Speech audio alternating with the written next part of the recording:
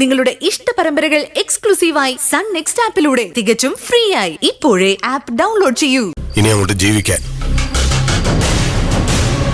ശാലിനിയുടെ കാര്യത്തിൽ നീ അഭിപ്രായമൊന്നും പറയാൻ നിൽക്കണ്ട. അവള് മിടുക്കിയ, സ്വന്തം കാര്യം നോക്കിക്കോളൂ. അവളും ഞാനും തമ്മിൽ ഒരു പ്രധാന വ്യത്യാസമുണ്ട്. ഞാനൊരാണാ, എനിക്ക് എന്ത് വൃത്തികേടും കാണിക്കാനുള്ള ലൈസൻസ് ഉണ്ട്. അതൊക്കെ പ്രായത്തിന്റെ ആണെന്ന് പറഞ്ഞ് നാട്ടുകാരങ്ങ് തള്ളിക്കളയും. അവളുടെ കേസ് അങ്ങനെയല്ല. ഒരേ ഒരു തവണ എന്തെങ്കിലും ഒരു ചീത്തപ്പേര് വരുത്തി വെച്ചാൽ മതി, ജീവിതകാലം മുഴുവൻ അത് ഓർത്ത് ഡാഡിക്ക് കരയേണ്ടി വരും. അവൾക്ക് കൂടുതൽ സ്വാതന്ത്ര്യം കൊടുത്തേ ഇങ്ങനെ അഴിച്ചു വിടുമ്പോ അതുകൂടെ ആലോചിക്കുന്നത് നല്ലതാ.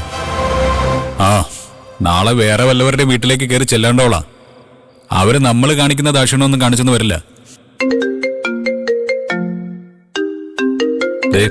ആ ഫ്രാൻസിസ് വിളിക്കുന്നുണ്ട്. കാശ് ചോദിക്കാനായിരിക്കും. എടുക്ക്.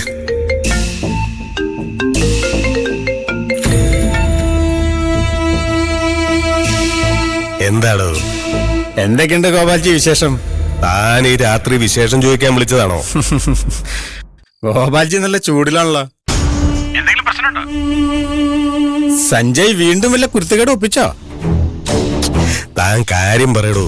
അല്ല, ഗോപാൽജിക്ക് മാധവൻ സാർ മരിച്ചതില് പങ്കൊന്നുമില്ലല്ലോ.